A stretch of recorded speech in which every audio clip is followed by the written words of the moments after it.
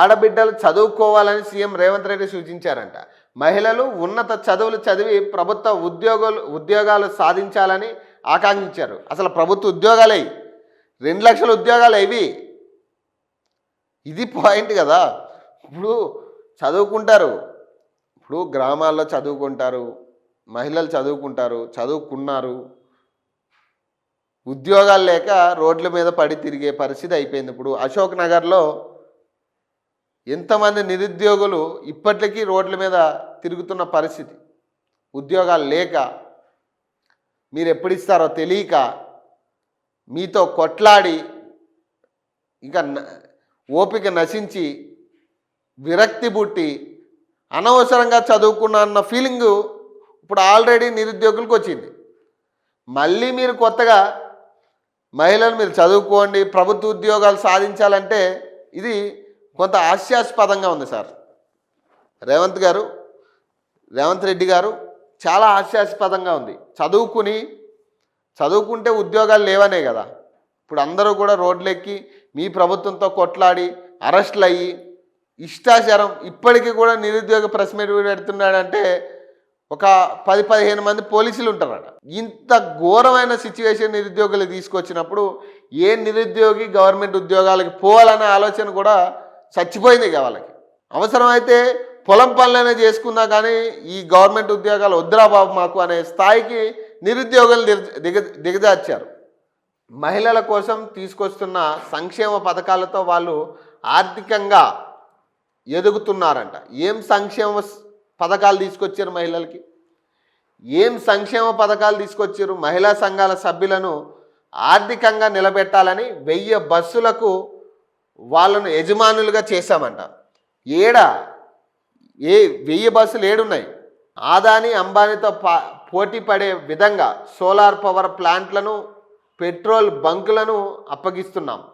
మన ఆడబిడ్డలు తయారు చేసే వస్తువులను ఉత్పత్తి చేసి ప్రపంచ మార్కెట్లు అమ్మడానికి హైదరాబాద్ హైటెక్ సిటీలో 3.5 ఎకరాలు ఇచ్చాం. ఆడబిడ్డలు తయారు చేస్తున్న వస్తువులు 150 షాపుల్లో అమ్ముడవుతున్నాయి. ప్రపంచ పర్యాటకులు వచ్చి వస్తువులు కొంటున్నారు.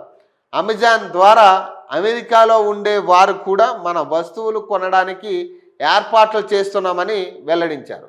అసలు నాకు అర్థం కాని అసలు ఇవి కూడా ఉన్నాయా అనే కాడికి ఇప్పుడు వచ్చింది. 1000 బస్సులకి మహిళల్ని యజమానురాలని ఎట్లా చేసిర్రు, ఎక్కడ చేసిర్రు అనేది చూపించారు.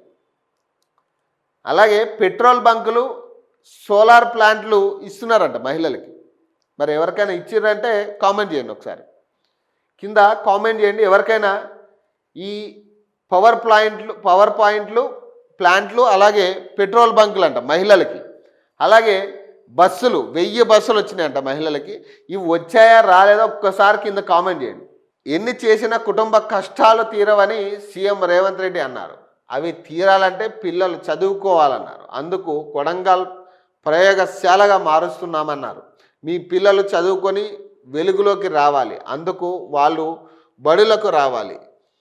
అక్షయ పాత్రతో మాట్లాడి ఈ విషయం సంవత్సరం మొదటి నుంచే కొడంగల్ నియోజకవర్గంలోని 312 బడుల్లో చదువుకుంటున్న 28,000 మంది పిల్లలకు టిఫిన్ పెట్టిస్తున్నాం. దీంతో బడుల్లో 5,000 మంది పిల్లలు పెరిగారు.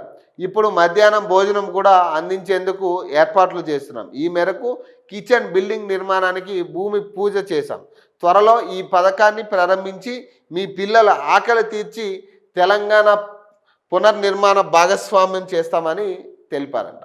సో ఇక్కడ విషయం ఏంటంటే ఇది తెలియాల్సి ఉంది. ఎందుకంటే 1000 బస్సులు ఎక్కడ ఆడవాళ్ళకి ఇచ్చిర్రు, అలాగే సోలార్ పవర్ ప్లాంట్స్, అలాగే పెట్రోల్ బంక్స్, దాంతోపాటు ఇక్కడ తయారు చేసిన వస్తువుల్ని డిస్ప్లే చేసి దాదాపు 150 షాపులు పెట్టుకుని అమ్ముకునే విధానం క్రియేట్ చేసిరంట మహిళలకి.